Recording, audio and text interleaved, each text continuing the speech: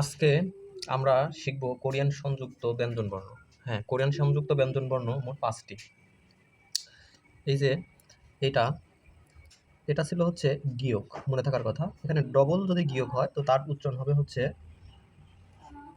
ক, আর একে বলা হয় হচ্ছে সাংগিয়ক।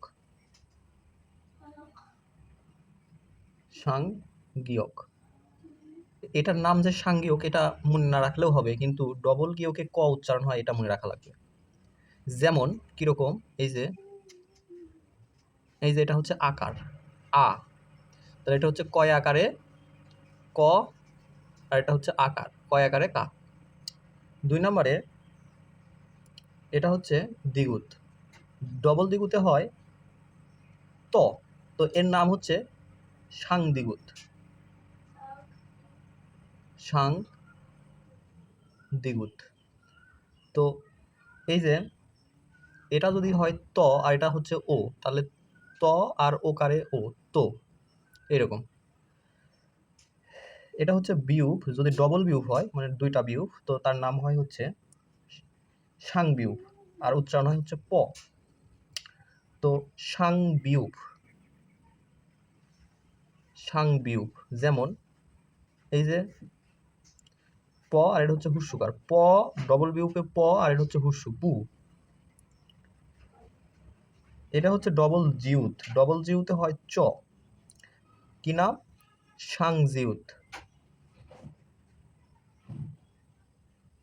যেমন তাহলে ডবল জিউতে চ আর এটা হচ্ছে আকার চা। এটা হচ্ছে শিউত, ডবল শিউতে যুন্তস্ব হয়, সাংশিউত নাম, সাং শিউত। তাহলে এই যে হিস্যিকার, এটা তাহলে ডবল শিউতে স আর এটা হচ্ছে হিস্যি শি। এই 5টাকে বলা হয় কোরিয়ান ব্যঞ্জনবর্ণ। খুব ভালো করে মুখস্থ করবেন।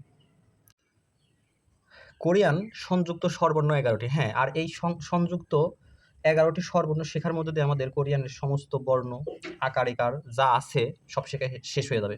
এরপরে শুধু আমরা উচ্চারণ শিখবো এবং ভাষা তো শিখবই। তো 1 নম্বরে এইটা, এই যে ডবল দাগ দিয়ে মাঝখানে একটা দাগ এইচ এর মধ্যে, এটার নাম হচ্ছে এ। 2 নম্বরে এই এইচ এর মতো মাঝখানে ডাবল দাগ, এটা হচ্ছে ই এ, ই এ। তারপরে এই যে এইটা হচ্ছে হলো এ, এই যে এরকম, এটার নাম হচ্ছে এ, এর কাজ করে, বাংলা বর্ণের এর কাজ করে। আর এই যেখানে ডবল দাগ দিয়ে এরকম হলে হয় ই এ। এই যে ডবল দাগ থাকা মানে একটা হর্ষই থাকা, এই যে ডবল দাগ থাকা মানে একটা হর্ষই থাকা, ই। আর এই যে একটা দাগে ই আর একটা দাগ বাদ দিলে যে এরকম হয়, তাই এটা আবার এ, ই এ, অন্তস্থ একারে এ, অথবা খালি এ দিলেও হলো এরকম ই আর এ, ই এ। আচ্ছা, এটা হচ্ছে ও আর এটা হচ্ছে, যদি যে এটা হয় তাহলে কেমন, এটা হচ্ছে ও আর এটা হচ্ছে এ, তাহলে কি হলো ও, এটা হচ্ছে এ, ও এ, এটা হচ্ছে ও, এটা হচ্ছে আ, তাহলে কি হবে বলেন তো, ও আ, ও আ।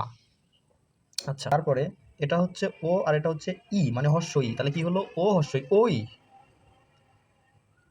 আর তারপরে এটা হচ্ছে উ আর এটা হচ্ছে এই দেখেন এ, এই যে এ, তাহলে এটা উ হর্ষ উ, উ এ, উ এ। এটা হচ্ছে উ, এটা হচ্ছে অ, তাহলে কি হলো উ অ। এটা হচ্ছে উ আর এটা হচ্ছে হর্ষই, তাহলে কি হলো উই। আর এটা হচ্ছে, এটাও দেখেন, এটাও কিন্তু হর্ষ, এটাও হর্ষ, হর্ষ 2টা কোরিয়ান বর্ণে, এটাও হর্ষ, এটা হর্ষ উ আর এটা হচ্ছে হর্ষ উই। তাহলে আমি একবার উচ্চারণ করে দিন। এটা হচ্ছে এ, এটা হচ্ছে ডবল দাগ আছে যে ডবল দাগ ই এ, এটা হচ্ছে এ, এটা হচ্ছে ই এ, এটা হচ্ছে ও এ, এটা হচ্ছে ওয়া, এটা হচ্ছে ওই, এটা হচ্ছে উ এ, এটা হচ্ছে উ অ, এটা হচ্ছে উই, এটাও হচ্ছে উই।